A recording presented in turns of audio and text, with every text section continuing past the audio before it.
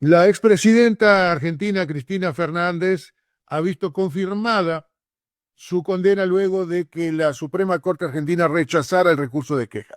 La condena es de 6 años de prisión e inhabilitación perpetua para ejercer cargos públicos, por lo que ya no podrá ser candidata en las próximas elecciones como pretendía para estas elecciones de medio término.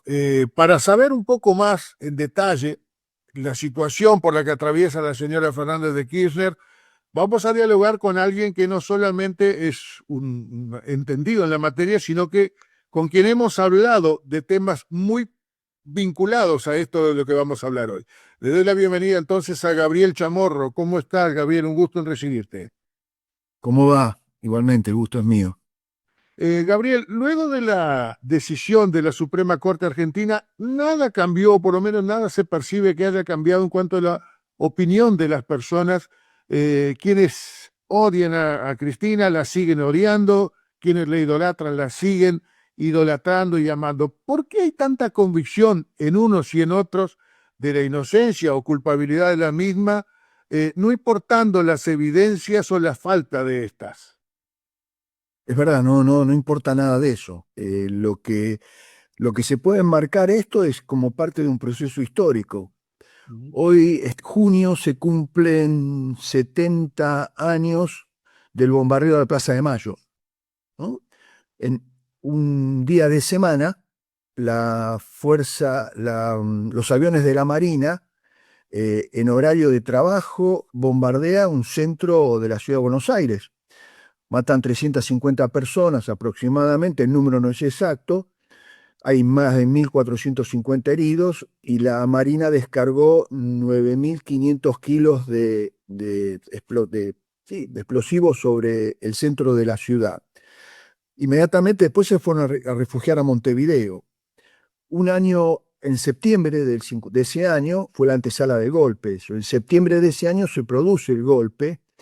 Y también en junio, pero de un año después, del 56, se producen los fusilamientos en los basurales de León Suárez de militares leales a Perón que se habían rebelado contra el golpe llamado la Revolución Libertadora.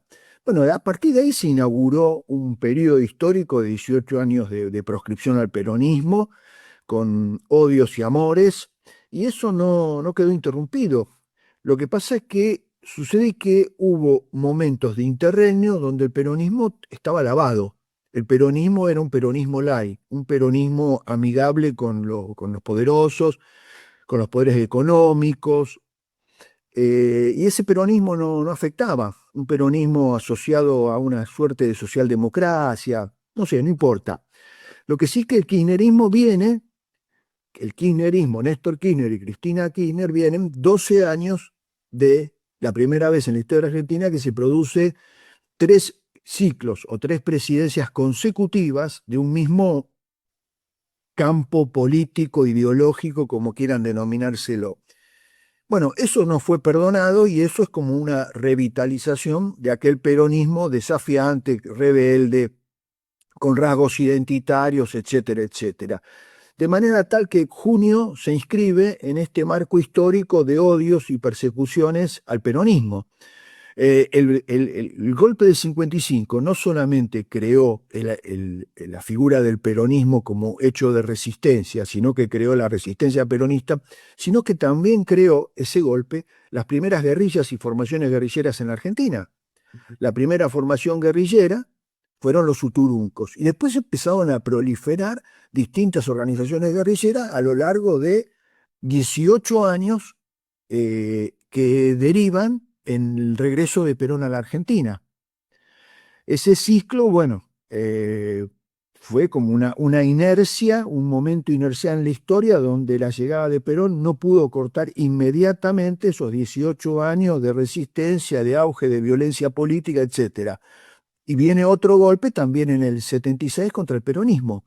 Otro peronismo, otras características. De manera tal que yo no sé si es tan novedoso una persecución al peronismo, como tú dices, odios y amores. no importa la cuestión jurídica, porque esto ya no se inscribe en una cuestión jurídica, sino se inscribe en una cuestión en un marco claramente político. Yo no quiero entrar en tecnicismos, pero por lo general un juicio se empiezan a perfilar pruebas, se instruye un proceso previo para ver si efectivamente se va adelante con un juicio o no. Bueno, acá se alteró todo. Acá se va a un juicio sin pruebas. Y durante el juicio se sustancian las pruebas cuando ya había una condena establecida de antemano. Un diario en la Argentina, Clarín, publicó la bala que no salió cuando atentaron contra la vida de la presidenta, de la vicepresidenta en ese momento, el fallo que sí saldrá. O sea, se adelantaron 2 años a este fallo. No la pudieron y hay mucha bibliografía, no la pudieron matar, pero la tenían que poner presa. La consigna era muerta presa. Eh, La y, muerte y política de Cristina Fernández y de lo que ella representa. Exactamente, bueno, se abre una nueva etapa en la Argentina porque con el gobierno de Milei, que es un gobierno, digamos, mejorado al de Macri, acelerado al de Macri, se abre un nuevo proceso político histórico. En la Argentina acaba de romperse el pacto democrático, así de simple. Se acaba de romper el marco, el pacto democrático, donde había ya antecedentes. La Corte ya había establecido con gobernadores quién podía ser electo, reelecto o no. Gobernador de San Juan, gobernador de Entre Ríos, gobernador de bueno, Formosa, cuánto podía ser electo o no. Y la Corte fijó calendarios electorales y dijo, fulano no puede ser electo, mengano tampoco, 2 periodos es suficiente para uno. Bueno, estos antecedentes no fueron mirados con la lupa como para saber que iba a venir esto, que es una clara y lisa proscripción de la corte más chica que tiene el planeta Tierra. El planeta Tierra no tiene ninguna corte en el universo, no hay ninguna corte con 3 personas, y desde hace mucho tiempo. No es circunstancial ni coyuntural. Ya desde el 2014, o sea, hace 11 años, que tenemos una corte enana, de los cuales, de los 3 ministros de la corte, 2 aceptaron ser elegidos a dedo, en su momento por Macri. Vos dijiste que no querías entrar en tecnicismo, pero que justamente es lo que se requiere en estos términos, Gabriel, justamente porque de adláteres y detractores uno puede esperar justamente, incluso a veces hasta fanatismo, pero vos lo podés poner en el ámbito jurídico, ponerlo donde se debe poner. Y cuando hablas de la Suprema Corte Jurídica y esta particular composición que tiene, inédita, no es poco decir. Y si vamos a otra cosa también, que los ministros de la Suprema Corte de Justicia, por lo que he podido leer por ahí, son demasiado próximos, vamos a decir así entre comillas, a fuentes de poder como el propio empresario y expresidente Mauricio Macri, da mucho que pensar, ¿no? Bueno, uno de los miembros de la Corte es emisario directo de Clarín. Rosenkrantz, quien fuera presidente hasta hace unos meses, es un hombre del diario Clarín, un multimedios, un grupo empresarial importante, el lobby de poder más importante, uno de los lobbies de poder más importantes que tiene la Argentina, quien presionaron desde hace meses para que la Corte dictara este pronunciamiento, casualmente cuando Cristina dijo que iba a ser candidata. Antes del 19, cuando se oficializaran las listas, Cristina tenía que estar inhabilitada. Y así lo hicieron. Y este hombre de Clarín tenía previsto viajar a una conferencia a México en estos días, con lo cual se iba a suspender el fallo momentáneamente.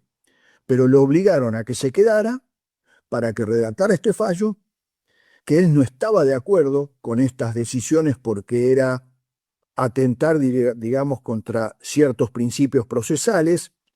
La Corte tiene las causas años en los cajones. Esta la tuvo muy poco tiempo. Enseguida la resolvió cuando la Corte pasa, no tiene plazos. El criterio es que la Corte no tiene plazos, porque tiene esta conformación cuasi monárquica donde no hay plazos procesales, no hay tiempo jurídico, no hay tiempo legal, hace lo que quiere. El otro hombre de la Corte Suprema, los otros dos, fueron aceptados, fueron incorporados a dedo durante el gobierno de Macri, aceptaron entrar a dedo. Y otro de ellos fue uno de los máximos exponentes del lawfare en la región, Lorenzetti.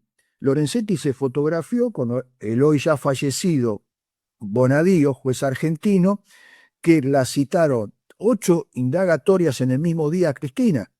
8 indagatorias en el mismo día. Y se sacó una foto emblemática con Moro y con Bonadío Lorenzetti. Esa foto recorrió el mundo y fue un emblema, una foto emblemática del lawfare.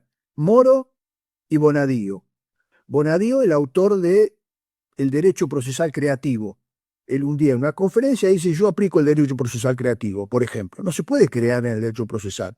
Si hay algo que garantiza la Constitución es la certeza, el rigor de las garantías procesales, la defensa en juicio. Uno no puede crear e inventar en ese terreno. Bueno, tenemos esta Corte y tenemos estas características, pero no solamente la Corte, porque este es el último escalón, sino los juzgados previos, primera instancia, tribunales orales. Jugaban en la quinta, al fútbol en la quinta de Macri. Los que lo condenaron a Cristina jugaban al fútbol en la quinta Los Abrojos de Mauricio Macri, y visitaban secretamente a Macri en la Quinta de Olivos y a veces en la Casa Rosada, hasta que se descubrió las 16 visitas que tuvo el juez Borinsky, Hornos, etcétera, en la Quinta de Macri y en la residencia de Olivos. O sea que, aparte de jueces que viajaron secretamente, también financiados por el Diario Clarín, a la mansión de Joy Lewis en el sur de la Patagonia Argentina, hasta que fueron descubiertos, los jueces del Lago Escondido. Lo recuerdo, lo dialogamos en otra oportunidad anteriormente también. Bueno, y además hay jueces que fueron puestos a dedo por Mauricio Macri. El lugar es en el barrio de Retiro, que está en el norte de la ciudad de Buenos Aires, están los tribunales de Comodoro Pi. Ahí ese es el Serpentario, ¿no? Ahí están los juzgados federales que incuban y generan y son actores políticos de esto. Por eso yo me niego, hasta inclusive en carácter semántico, cuando hablan de la justicia, quiero decir, no hablemos de la justicia, pongamos nombre y apellido, porque la justicia es una cosa, como valor, y acá tenemos que hablar de Ercolini, de Rosaschi, de Irurzum, de Leonen, de Jiménez Uriburu, dar todos los nombres, ¿no? Porque esos no son la justicia, son fulano, mengano y sutano, actores políticos que responden a Mauricio Macri en la mayoría de los casos. La jueza que investiga el atentado la jueza Capuchetti, que investiga el atentado contra Cristina Fernández de Kirchner, se encargó una y mil veces de desviar la investigación. Cuando llega al tribunal oral el atentado a Cristina, ahí empiezan a evidenciarse en un tribunal oral que no responde a Mauricio Macri, se empiezan a evidenciar las fisuras en esa investigación. Cuando aparecen jueces que no están vinculados a Mauricio Macri o al diario Clarín, empiezan a vislumbrarse cómo fueron las actuaciones previas, cómo fue el proceso de instrucción. Y tenemos un diputado que fue uno de los autores o catalogado uno de los autores intelectuales del atentado a Cristina. Y el tipo sigue sentado en su banca y tuvo un encontronazo la semana pasada con una diputada del bloque de Unión por la Patria. Bueno, había un proyecto previo de ficha limpia que era para proscribir a Cristina. No salió porque la Unión por la Patria, el bloque de Unión por la Patria, el Frente de Todos, tenía mayoría en el Senado, logró una mayoría y no salió la ficha limpia. Bueno, si no sale la ficha limpia hay que buscar otra forma, otra medida. Y así fueron articulando y buscando por diversos medios la forma de sacar de la cancha a Cristina Fernández de Kirchner. Y la impulsora de la ficha limpia es la diputada Silvia Los Penato, que es una diputada que responde directamente a Macri. Bueno, este es el armado que hay en torno a lo que terminó en lo que no podía ser de otra manera, el encarcelamiento el próximo miércoles de Cristina Fernández de Kirchner. ¿Cristina va a ser encarcelada o va a cumplir prisión domiciliaria, Gabriel? Bueno, los abogados pidieron la prisión domiciliaria en razón a la edad que tienen, en razón a que puede peligrar su vida dentro de un penal, porque ya atentaron contra su vida y el penal no es un lugar que ofrece máximas garantías, que no hay razón para que Cristina siempre estuvo ajustada a derecho, no hubo nunca un intento de fugarse, como sí lo hizo el armador de la mesa judicial de Mauricio Macri. Esto tenía un armador, Fabián Rodríguez Simón, alias Pepín, que se refugió durante 3, 4 años en Punta del Este. Sí, que fue cobijado incluso por quien entonces era el presidente del Partido Nacional del Uruguay y que tenía vínculos muy estrechos con las altas estructuras del Partido Nacional cuando éste gobernaba nuestro país hace muy poquitos meses incluso. Bueno, el Poder Judicial uruguayo dijo que no correspondía devolverlo a la Argentina y toda la burocracia administrativa ejecutiva lo impidió. Bueno, este hombre estuvo prófugo, vuelve a la Argentina y no pasó nada, está en su casa, un prófugo, armador de mesas judiciales y de persecución del armado de Comodoro Pi. Hubo comunicadores de un medio muy importante en Argentina que estuvieron presos durante años a raíz de las iniciativas de este armado judicial. Macri quería quedarse con una señal de cable, C5N, y como hubo resistencia a eso, los pusieron presos a Cristóbal López y a Fabián de Sousa. Bueno, pero no quería irme del tema, quería volver a que si va a estar presa domiciliariamente o en la cárcel, lo que el gobierno, la ministra de Seguridad quiere es el show, quiere el show mediático, quiere la foto, quiere Cristina esposada, quiere Cristina con un casco, como han hecho con todos los funcionarios o exfuncionarios del kirchnerismo, porque da la casualidad que siempre están presos los del mismo lado. Debido, ministro de Cristina, Vudú, vicepresidente de Cristina, dirigentes sociales de Liga, Fernando Esteche, secretario legal y técnico de la presidencia, Zanini, siempre están presos del mismo lado. Nunca hay otro preso de otro lado que no sea del kirchnerismo.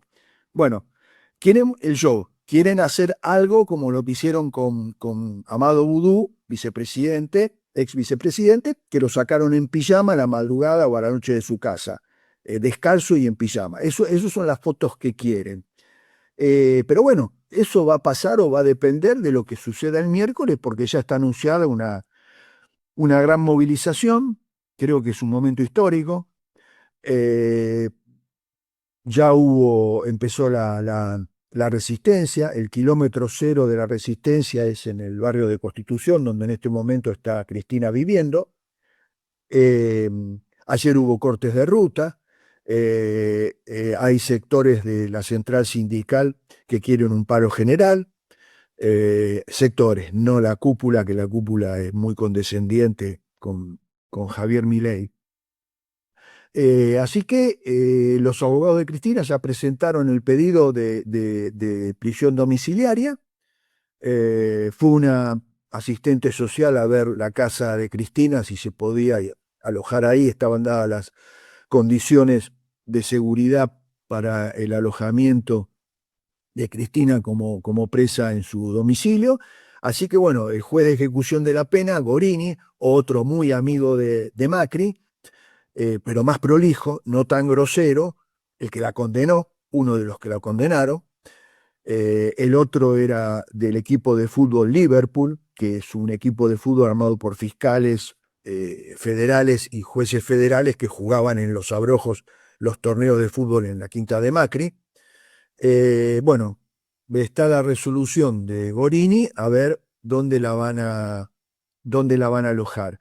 Ya le pidieron a Patricia Bullrich, la ministra de Seguridad, que elabore una lista de posibles centros ya donde podía ser alojada Cristina Kirchner, teniendo en cuenta las condiciones de seguridad que ella merece, habida cuenta que ella tuvo un atentado en perjuicio de ella. Así que bueno, se está a la espera de eso. Gabriel, antes de formularte la siguiente pregunta, quiero comentarte algo, porque no sé si vos estás en conocimiento. Cuando hacía referencia al grupo Clarín, este multimedio comandado por el empresario Mañeto, no sé si sabías que en Uruguay los tentáculos de Clarín se extendieron de tal forma que lograron torcerle el brazo a las propias leyes de nuestro país. El grupo Clarín tenía una determinada cantidad de señales de radio que superaban lo permitido por la ley de medios. Entonces, ¿qué se hizo? Bueno, se ayornó la ley de medios para permitirle a Clarín blanquear la situación. Hoy en día, vos buscás, por ejemplo, señales informativas en la radio y te cuesta mucho, porque hay una cantidad enorme de emisoras que se dedican exclusivamente al deporte, prácticamente todas ellas en manos del grupo Clarín. A ese punto llega el multimedio argentino que, bueno, ha desembarcado ya aquí en nuestro país, infelizmente, ya hace unos cuantos años. Gabriel, te pregunto, intentando salir un poco de lo político y yendo estrictamente a lo jurídico, ¿qué grado de responsabilidad, si es que le cabe, tendría Cristina en la causa justamente de vialidad, que es la que pues, finalmente termina condenándola? En caso de que no, de que ella no tenga alguna responsabilidad, ¿en quién debiera recaer la culpabilidad de la causa? La causa ya había sido resuelta por el Poder Judicial provincial porque se trataba de obras viales en una provincia de la Argentina. Y los jueces federales con asiento en esa provincia argentina habían resuelto la causa. Ya está terminada. Era una causa local, digamos, y la reabrieron. La reabrieron en la búsqueda de esto. Las obras viales en la Argentina están en la ley de presupuesto. Los costos estaban establecidos por Vialidad Nacional. Hubo variaciones en función de la inflación, que en la Argentina siempre fue enorme, y en la cabeza del trazado, el diagrama de esto, siempre está, según la Constitución, el jefe de gabinete. Lo paradójico de todo esto es que el jefe de gabinete nunca fue citado siquiera. Y el argumento es, Cristina no podía no saberlo. No podía no saberlo. Ese es el argumento. Me salgo un momento con una nota de pie de página. En una sucursal de una cadena de supermercados muy, muy grande argentina, Alfredo Tanto, se le encontró un día en una de las sucursales un arsenal. Un empresario que tenía originalmente carnicerías y empezó a tener una cadena de supermercados muy conocida en la Argentina, se encontró un arsenal en una sucursal, pero un arsenal, ametralladoras, armas largas, granadas, chalecos, demás. El empresario fue llevado a juicio y el resultado fue, y no tenía por qué saberlo, porque Coto tiene muchas sucursales en el país. Tiene tantas sucursales que él no podía no saberlo. Ahora, Cristina no podía no saber lo que estaba pasando en las rutas de Santa Cruz, en los armados de vialidad, donde inclusive los peritos determinaron que no hubo sobreprecio. Es más, de eh, las 80 y pico rutas o reparaciones o tramados o trazados que se hicieron, solamente relevaron un puñado. Solamente relevaron un puñado.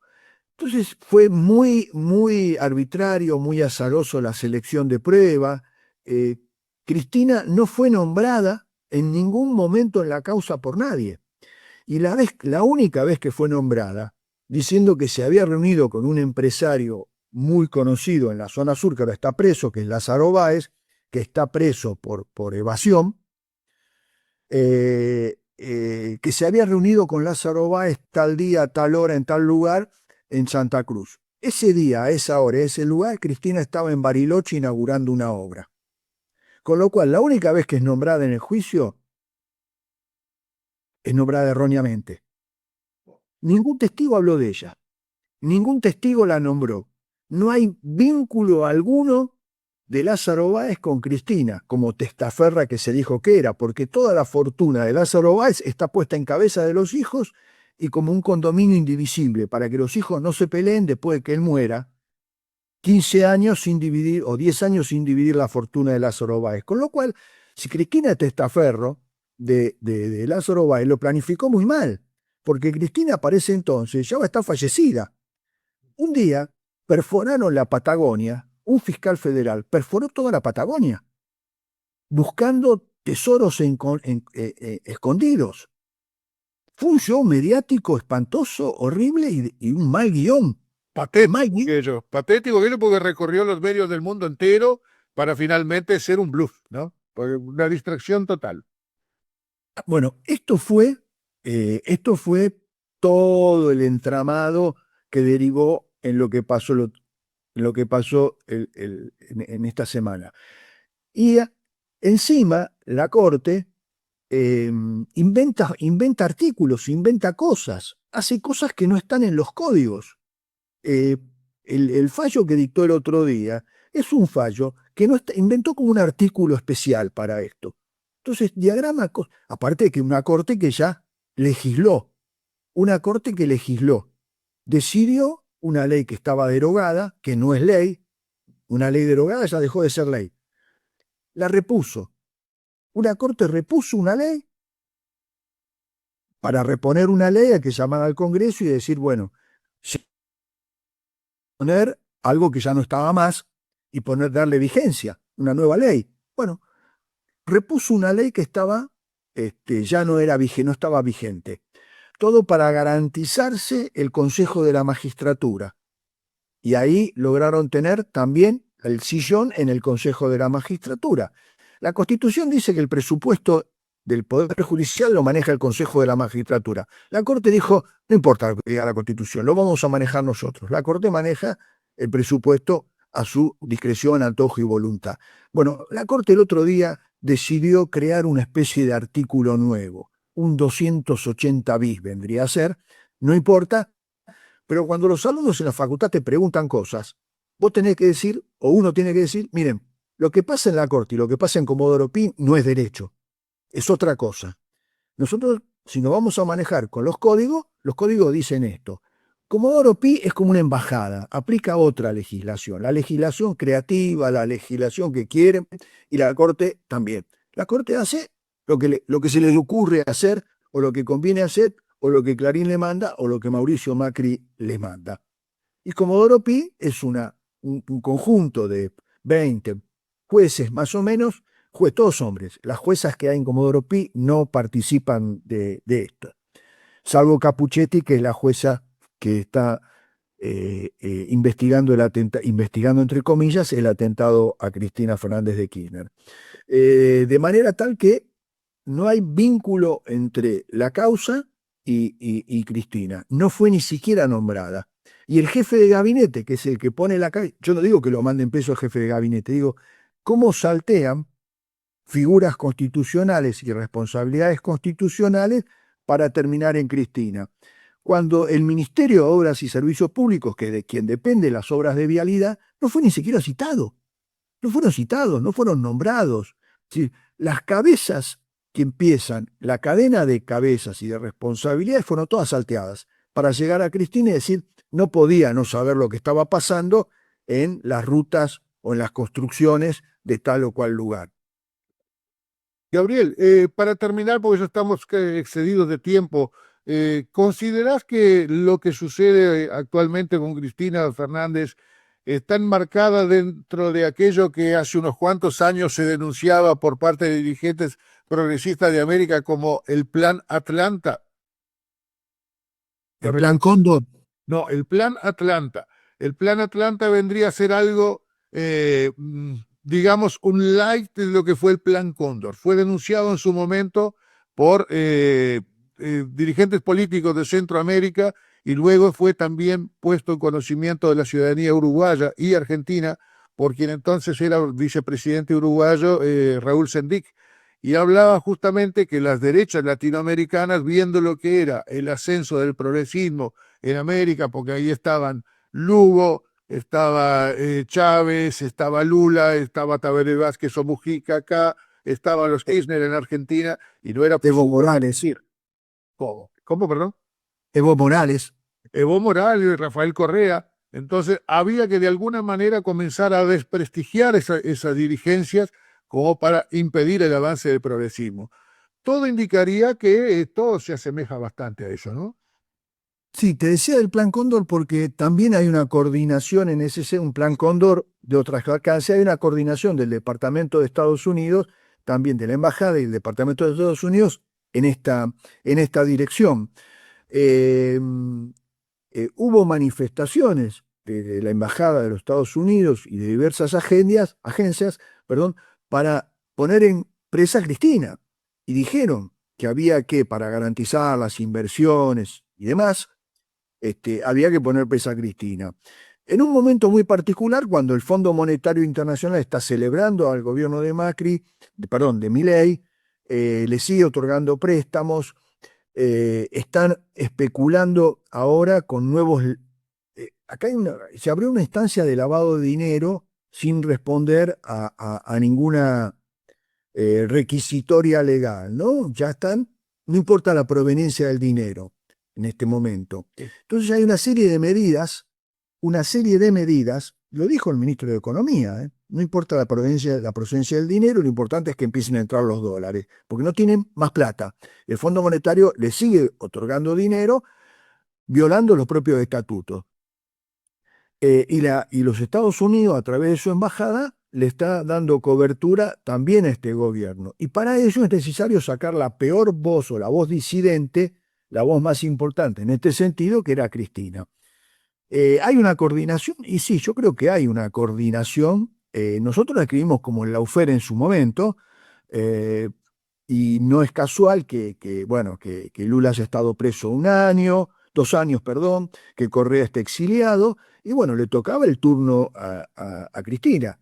Lo que están logrando es la reunificación del peronismo. El peronismo estaba absolutamente dividido, profundamente disperso, había muchas peleas internas, y lo que lograron esta semana es reunirse figuras antagónicas del peronismo, dentro del propio peronismo, en la casa de Cristina. Fueron a la casa de Cristina, que hoy es el kilómetro cero de la resistencia, y se encontraron, y figuras de la izquierda trotskista también fueron a la casa de Cristina a brindarle su solidaridad, figuras de la izquierda, figuras del radicalismo. Entonces se está organizando algo que trasciende inclusive a Cristina, porque con la ruptura del pacto democrático nosotros estamos en otra situación ya de resistencia, no ante el encarcelamiento de Cristina, sino ante el plan económico más salvaje que ha tenido la Argentina desde la dictadura del 76 a la fecha. Y de rescate de la institucionalidad propiamente dicha, ¿no, Gabriel? Porque Es que ya no hay más, ya se rompió la democracia, en la Argentina se rompió la democracia. El hecho de votar no es un indicador de democracia, simplemente es un indicador de la baja participación. Las últimas 5 o 6 elecciones que hubo en la Argentina, en las distintas provincias, hay una participación del 50-55% como mucho. La baja de la participación también influye en esto, y el dato relevante es que no hay en este momento democracia en la Argentina, se acaba de terminar. Gabriel Chamorro, un gusto como siempre dialogar contigo. Una lástima que cada vez que hablamos sobre estos temas que son dolorosos, no solo para tu país, que al que siento como propio, sino, bueno, uno que se siente profundamente latinoamericano estas cosas duelen muchísimo. Una vez más, muchísimas gracias y como siempre, a las órdenes desde acá. Cuando tengas algún requerimiento, con gusto también estaremos para retribuir las muchas veces que has atendido a nuestra requisitoria. Bueno, muchas gracias. Saludos. Igualmente, que pase bien.